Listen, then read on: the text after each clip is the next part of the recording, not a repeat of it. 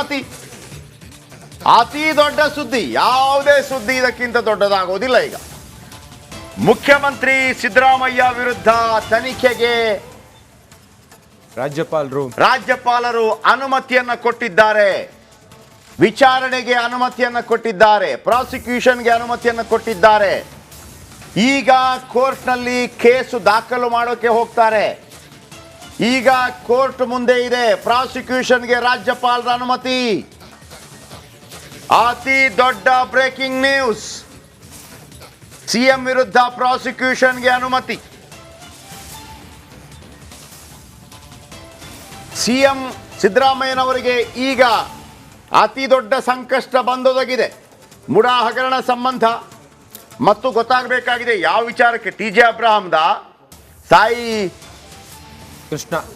ಕೃಷ್ಣ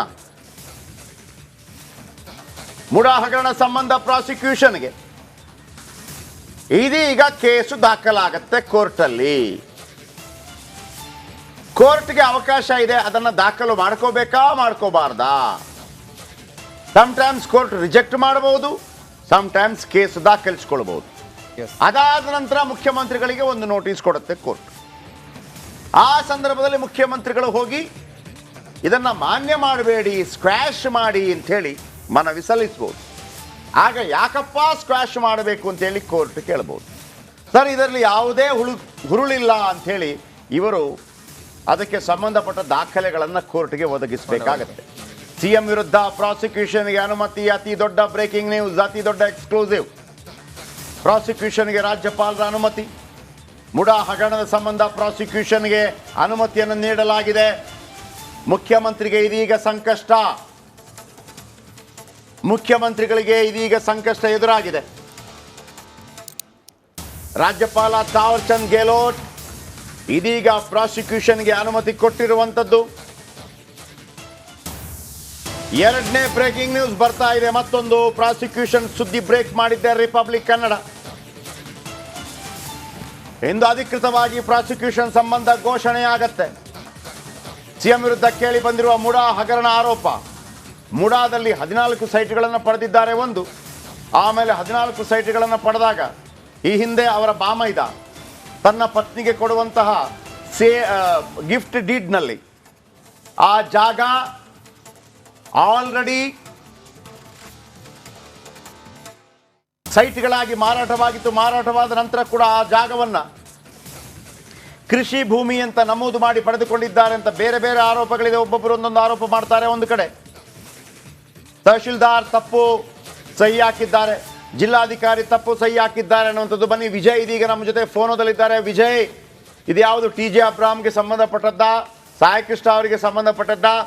ಯಾವ ದೂರನ್ನ ಆಧರಿಸಿ ರಾಜ್ಯಪಾಲ ತಾವರ್ ಚಂದ್ ಗೆಹ್ಲೋಟ್ ಇದೀಗ ಪ್ರಾಸಿಕ್ಯೂಷನ್ಗೆ ಅನುಮತಿಯನ್ನು ಕೊಟ್ಟಿದ್ದಾರೆ? ಮುಂದೇನು? ಜಯಪ್ರಕಾಶ್, ಟಿ.ಜೆ. ಅಬ್ರಹಾಂ ಸೇರಿದಂತೆ ಒಂದಷ್ಟು ಸಂಘ ಸಂಸ್ಥೆಗಳು ಮತ್ತೆ ಬೇರೆಯವರು ಕೂಡ ಖಾಸಗಿ ದೂರನ್ನ ಏನು ರಾಜ್ಯಪಾಲರಿಗೆ ದೂರನ್ನ ಕೊಡಲಾಗಿತ್ತು. ಈಗ ಶೋಕಾಸ್ ನೋಟಿಸ್ ಅನ್ನ ಟಿ.ಜೆ. ಅಬ್ರಹಾಂ ದೂರಿನ ಅನ್ವಯದ ಅಡಿಯಲ್ಲಿ ಅವರಿಗೆ ಶೋಕಾಸ್ ನೋಟಿಸ್ ಅನ್ನು ಕೊಡಲಾಗಿತ್ತು. ನೋಟಿಸ್ಗೆ ಉತ್ತರವನ್ನು ಕೂಡ ಕೊಡಲಾಗಿದೆ.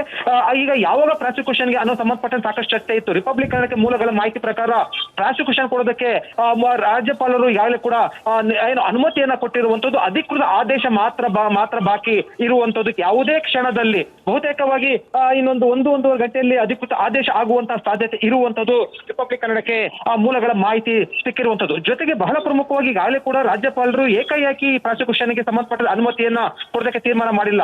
ಸರ್ಕಾರದ ಉತ್ತರ ಹೋದ ಬಳಿಕ ಕಾನೂನು ತಜ್ಞರ ಜೊತೆ ಸಮಗ್ರವಾಗಿ ಸಮಾಲೋಚನೆ ನಡೆಸಿ ನಂತರ ಈ ತೀರ್ಮಾನವನ್ನು ತೆಗೆದುಕೊಂಡಿರುವಂತದ್ದು. ಇನ್ನು ಮುಂದೆ ರಾಜಕೀಯವಾಗಿ ಒಂದಷ್ಟು ಬೆಳವಣಿಗೆಗಳಿಗೆ ಸಾಕ್ಷಿ ಆಗುವಂತಹ ಸಾಧ್ಯತೆ ಇರುವಂತದ್ದು. ಈಗ ಮುಂದಿನ ನಡೆ ಏನಿರಬಹುದು ಅನ್ನುವಂಥದ್ದು. ಒಂದು ಪ್ರಾಸಿಕ್ಯೂಷನ್ ಕೊಟ್ಟ ನಂತರ ಈಗ ದೂರದಾರರಾಗಿರುವಂತಹ ಟಿ.ಜೆ. ಅಬ್ರಹಾಂಗೆ ರಾಜ್ಯಪಾಲರ ಬುಲಾವ್ ಮಧ್ಯಾಹ್ನ 3 ಗಂಟೆಗೆ ರಾಜಭವನಕ್ಕೆ ಹಾಜರಾಗ್ತಾರೆ. ಇನ್ನಷ್ಟು ಹೆಚ್ಚಿನ ಮಾಹಿತಿಗಳನ್ನು ಪಡೆಯುವಂಥ ಸಾಧ್ಯತೆ ಇದೆ. ಮಡಿಕೇರಿಯಿಂದ ಬೆಂಗಳೂರಿಗೆ ಬರ್ತಾ ಇರುವಂಥ ಅಬ್ರಹಾಂ ಅವರ ದೂರಲ್ಲಿ ಎರಡೇ ಬಹಳ ಪ್ರಮುಖವಾಗಿದ್ದದ್ದು. ಒಂದು, ಆ ಜಾಗ ಏನಾಗಿತ್ತು, ಆ ಜಾಗ ಆಲ್ರೆಡಿ 2004ರಲ್ಲೇ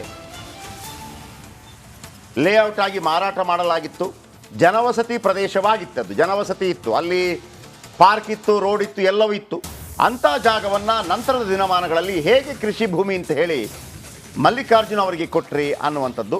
ಆ ಸಂದರ್ಭದಲ್ಲಿ ಆ ಜಾಗವನ್ನು ಪರೀಕ್ಷೆ ಮಾಡಿದಂಥ ತಹಶೀಲ್ದಾರರು ಕೂಡ ಅದು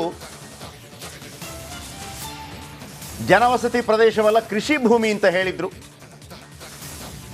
ಕೃಷಿ ಭೂಮಿ ಅಂತ ಹೇಳಿದರು. ಇದಕ್ಕೆ ಸಂಬಂಧಪಟ್ಟಾಗಿ ಈ ಹಿಂದೆ ಕೂಡ ಮಾತಾಡಿದ್ರು, ನಾನು ಯಾವುದೇ ಚಾಲೆಂಜಿಗೆ ಸಿದ್ಧ ಅನ್ನುವಂಥ ಮಾತನ್ನು ಕೂಡ ಹೇಳಿದರು.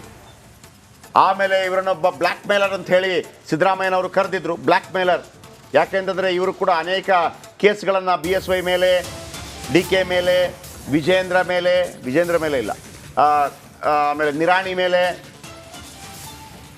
ಅನೇಕರ ಮೇಲೆ ಕೊಟ್ಟಿದ್ರು. ಆ ಕೇಸ್ಗಳು ಇನ್ನೂ ಕೂಡ ಪ್ರತಿಯೊಬ್ಬರ ಮೇಲೆ ಇವರು ಹಾಕ್ತಾರೆ, ಇವರು ಬ್ಲ್ಯಾಕ್ ಮೇಲರ್ ಅಂತ ಹೇಳಿದರು. ಆಮೇಲೆ ಕೆಲವು ಆರೋಪಗಳು ಕೂಡ ಕೇಳಿ ಬಂದಿತ್ತು. ಉಳಿದವ್ರದ್ದೆಲ್ಲ ಕೇಸ್ಗಳಿದ್ದಾಗ ಯಾವುದೇ ರೀತಿಯಲ್ಲಿ ತನಿಖೆಗೆ ಅವಕಾಶ ಸಿಕ್ಕಿಲ್ಲ. ಆದರೆ TJ ಅಬ್ರಾಮ್ ಅವರು ಕೊಟ್ಟ ಒಂದೇ ಗಂಟೆ ಒಳಗಾಗಿ ನಿಮ್ಮ ವಿರುದ್ಧ ಯಾಕೆ ಪ್ರಾಸಿಕ್ಯೂಷನ್ಗೆ ಅನುಮತಿ ಕೊಡಬಾರ್ದು ಅಂತೇಳಿ ಕೇಳಿದ್ರು ಅಂತೇಳಿ ಭಾಳ ದೊಡ್ಡ ಆರೋಪಗಳನ್ನು ಕಾಂಗ್ರೆಸ್ ಕೂಡ ಮಾಡಿತ್ತು. ಈಗ TJ ಅಬ್ರಾಮ್ ಅವರ ಕೇಸು ಇದು ದಲಿತ ಜಾಗ, ನೋ ಆ ವಿಚಾರ ಅಲ್ಲ, ಬರೋದೇ ಇಲ್ಲ ಅಲ್ಲಿ. ಇಷ್ಟೇ. ನಾನು ಅವರ ಜೊತೆ ಕರ್ನಾಟಕ ಪ್ರೈಮ್ ಟೈಮ್ನಲ್ಲಿ ಕೂಡ ಇಂಟರ್ವ್ಯೂ ಅಲ್ಲಿ ಮಾತಾಡಿದ್ದೆ. ಅವರು ಎರಡೇ ವಿಚಾರ ಹೇಳೋದು, ಅದು ಜನವಸತಿ ಪ್ರದೇಶ, ಕೃಷಿ ಭೂಮಿ ಅಲ್ಲ, ಅದು ಕೃಷಿ ಭೂಮಿ ಜನವಸತಿ ಪ್ರದೇಶ. ಯಾಕಲ್ಲ ಅಂತಂದ್ರೆ ಆಲ್ರೆಡಿ ಅಲ್ಲಿ ವಾಸ ಮಾಡ್ತಾ ಇದ್ದಾರೆ. ಅಲ್ಲಿ ನೀವು ಸೈಟ್ಗಳನ್ನ ಮಾಡಿ ಮಾರಾಟ ಮಾಡಿದ್ದೀರಿ. ಅದಾದ ನಂತರ ಅಲ್ಲಿ ರೋಡ್ ಆಗಿದೆ, ಪಾರ್ಕ್ ಆಗಿದೆ, ವಿಜಯ್ ಫೋನ್ ಪಾರ್ಕ್ ಆಗಿದೆ.